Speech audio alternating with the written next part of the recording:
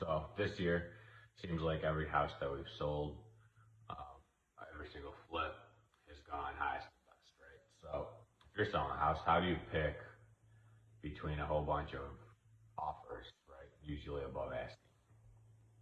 So the main things that I look at usually are, well, there's a few different things, right? But number one is their pre-approval letter from their lender, right?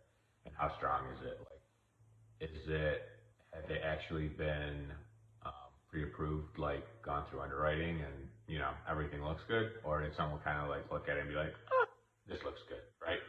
And let's just say that the house that they're buying is 150 and they're approved for 150, right? Um, I mean, it's not bad, right? But if you have other people that are putting in offers at 150, but they're pre-approved for like 200, right? That seems like a stronger buyer, just for the simple fact that they may be better with their money, since they're like, well, I'm approved for 200, but I'd rather only pay like 150 for something, right? So that's another thing to look at.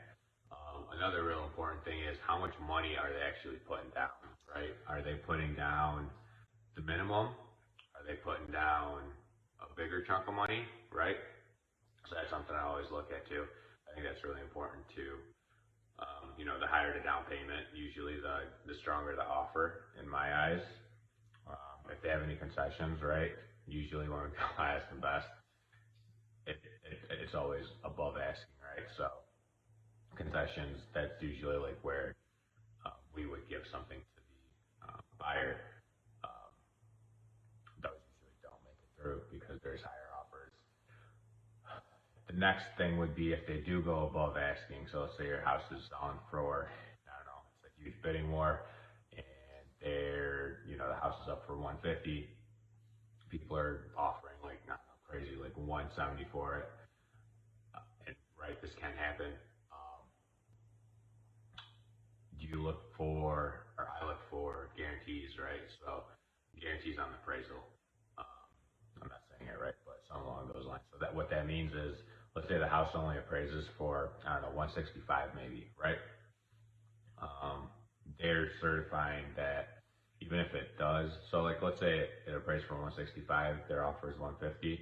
Um, they would make an appraisal guarantee saying that they're willing to come with like $5,000 extra to closing, to make up for the difference that the bank won't pay for it, right? Would I ever suggest anyone do that? That you're buying a house? No. But if you're buying one of our flips, then do what you gotta do, right? So that's another thing that we put in, or that we look for, right, is an appraisal guarantee. Because sometimes, even if the house is worth that 170, sometimes you get a weird appraiser, right? You never know. Sometimes, like our house that we sold, it got two appraisals, the one in Roseville, and the first one came in like super low, like stupid low. I was like pissed how low it was. And then the second one, because they had FHA, it came in like above like what they offered at. I'm like, well, what the, right? So it's a game we play. So that's another thing to look for. Also look at how much earnest money they put down, right? Are they putting down 1,000 or 10? That also shows like the seriousness. And I think finally we try to figure out, if I'm the agent or someone else is the agent, how good is the agent at communicating and talking with us? Like, are they, hey, I submitted an offer, here's what it is, just want to see that you got it, right? You'll be surprised at how many agents just send you an offer, and then like, I don't know, a week later, they're like, hey, I sent you an offer last week. I'm like, what? Who are you? And what do you want, right? So it's very important to have an agent that actually communicates and that's good at communicating and knows how to communicate. Because you will be surprised at how many agents that are agents don't even know how to communicate to just another agent, or I mean that's their whole job is to communicate with the other agent, right? So I think that's pretty much the main things we look at. There's also people like getting crazy writing letters and stuff, but I don't think we've gotten any letters yet. But I guess that's another thing to look at. But those are just some of the things. I think biggest is like how well the person purchasing the house is qualified for it, right? We've had people that were qualified for like 250 and they were buying like a $120,000 house.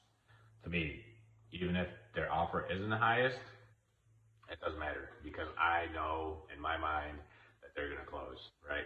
Or same thing, we've had people that put down like a $30,000, $50,000 down payment. Even if their offer is not the highest, I would rather take less money and know that I'm going to close, right? Because, right, the quicker you can turn money and the quicker you're not waiting on a stupid closing that's taking 2 months or 3 months or whatever, right? The quicker you can close, the quicker you can get your money out of a deal to put into the next one, right? It's time's money. Got to keep that money working, right? So sometimes that $5,000, $10,000 extra isn't worth the extra 2, 3 months, right? Just think about it like from holding cost standpoints and everything else, right? So anyway, hope this video helped, and if you have any questions, let me know. Lucy's ready for that.